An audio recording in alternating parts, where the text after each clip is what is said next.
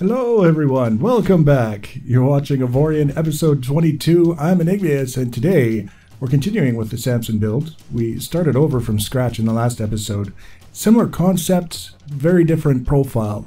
I guess you could say it would be a concise description of why we started over. I just had an idea for a different shape and a different direction that I wanted to go. And so far, it's working out. In the last episode, we laid out the basic profiles that we're going to be using to define the shape of the central portion of the ship, including some outriggers and nacelles on the outer edges. And in this episode, we're going to start off here, as you can see we're already doing, filling in between those profiles so that we've got a solid ship, which would be a nice point to start off with.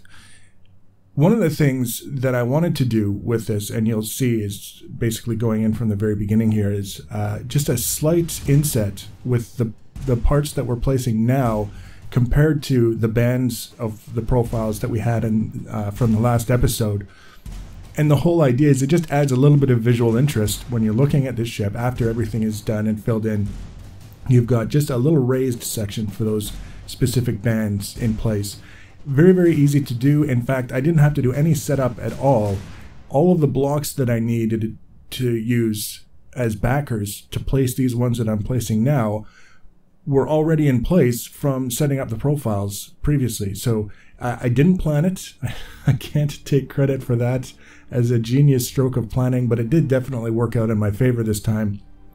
So getting these sections filled in is very quick indeed. Now, something that I did that took a fair amount of time that I'm not going to show you after we got all of this stuff filled in was I went around and I filled in using these little wee narrow thin blocks to lay out the profile is sometimes the only way to get some of the more refined profiles that I would like to use.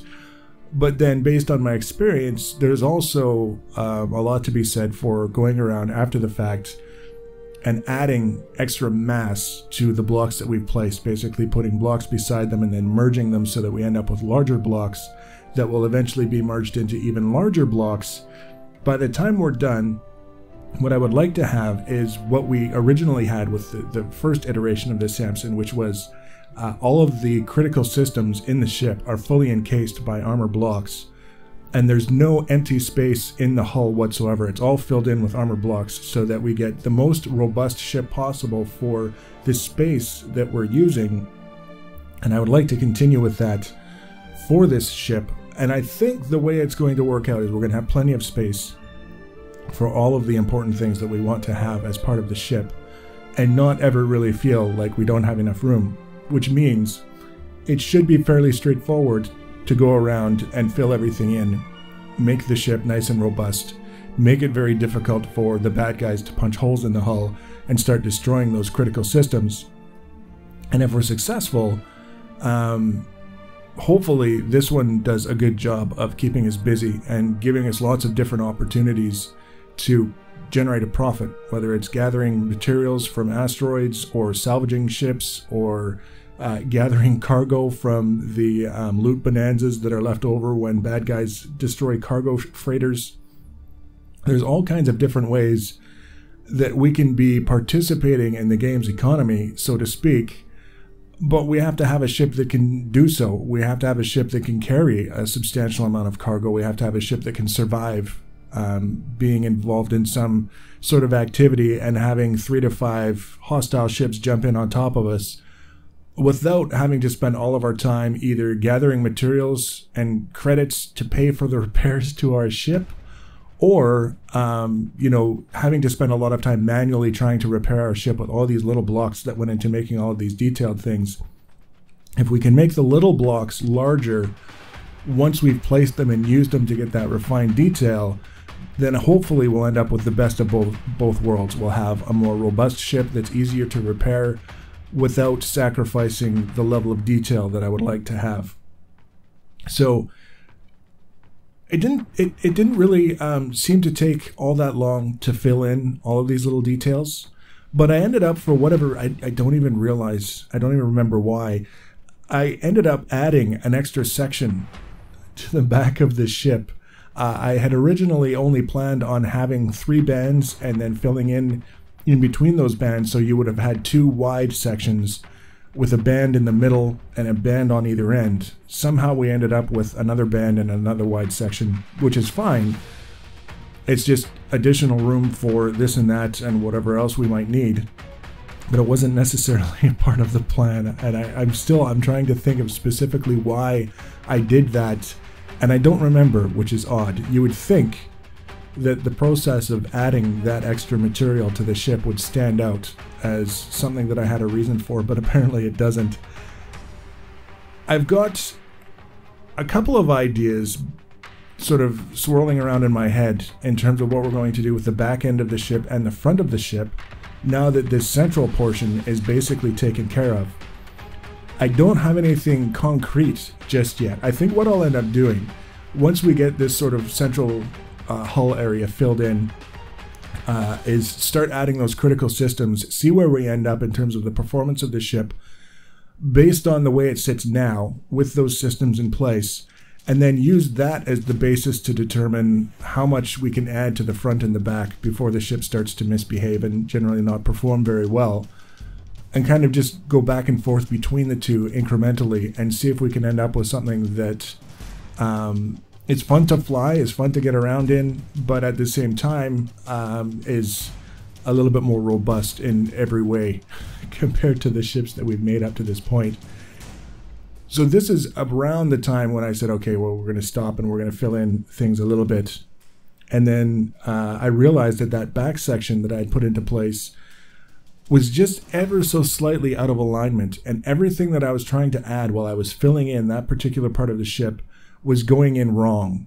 It was, you know, I was trying to merge blocks and I would get to this back section and I couldn't merge them because it was off by just the very smallest amount that something can be off. So I had to remove that back section and then copy it fresh from one of the middle sections until we got it lined up specifically the way that it had to be. I'm getting a little bit better with the copy and paste feature. I think it's a fantastic feature, and this was obviously a case where it saved me a ton of time being able to just copy what I had originally instead of duplicating it block by block. So there's that element of it that I absolutely appreciate, though I still have to master the intricacies of it. I feel like I understand it, and I just have to get in the habit of doing things properly, I guess you could say. It's one of those things where you start doing something and it doesn't work, and you recognize almost instantly why it didn't work, and you wish you could say to your past self from 15 seconds ago, don't forget to do that thing that you know you should do but are going to forget anyways. There's only so much that you can do, but now you can see we've got basically the majority is in place, but just because of the way everything went together, I had to single out one specific part to copy over and finish it off that way. It didn't take much. It was probably something that I could have done all as part of the one thing. It had to do with whether or not there were enough blocks to hold everything together, and in this case there weren't. So it left one piece off, the piece that wouldn't have been attached to the ship because of the way everything was copied and pasted. This is sort of like the finishing touch that I wanted to put in place now as one of those things that I've talked about so many times. You put it in place and you just let it sit for a day or two and see what you think of it at the end of that time. And this is basically just taking these circular sections on the front of the ship, specifically this time around, and narrowing them a little bit. So we're using the triangle block, not the pyramid, the basically the triangle that's got 3 sides plus the base, and you get the idea. Using that to kind of use the shapes that are already in place and just kind of push the ends in a little bit all the way around. Finish them off with the inside corner blocks, and hopefully we can do like another layer and then another layer, and each time it gets a little bit more pushed towards the inside until hopefully we end up with something that, at least in certain areas, looks like a rounded sort of shape, kind of like a silo, or I don't know, a torpedo, something like that. You get the general idea. It's mostly just kind of putting something in place. It doesn't take a long time. It's not difficult. It doesn't require a lot of thought or planning. And like I say, we can evaluate it. If I like the way that it's sort of looking, we can expand on it. If I don't, it's not going to take a lot of time to remove it and try and come up with something else. So the next episode, we're going to pick up pretty much right where we left off here. We're going to try and get some of the key systems in place, generators, engines, maneuverability components, things like that. Get a feel for how the ship is going to perform as it sits. And then, like I say, the key there is not because it's going to give us an idea of how the ship is going to perform when it's complete, because we've still got a lot to add, but at least it gives us a basis that we can compare things to as we go along. Do we have space to add more generators? Yes or no? If yes, then we can add some other components that we need in order to offset the loss in maneuverability that we're getting from all of this extra mass that we're adding from the front or the back or other things.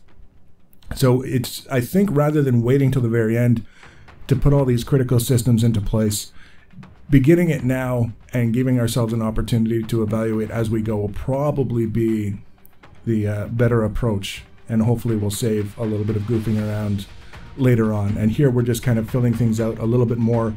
Again, similar to what we did previously, just kind of starting the process of getting these things to be a little bit more robust and a little bit more able to withstand whatever it is that they're going to be used against.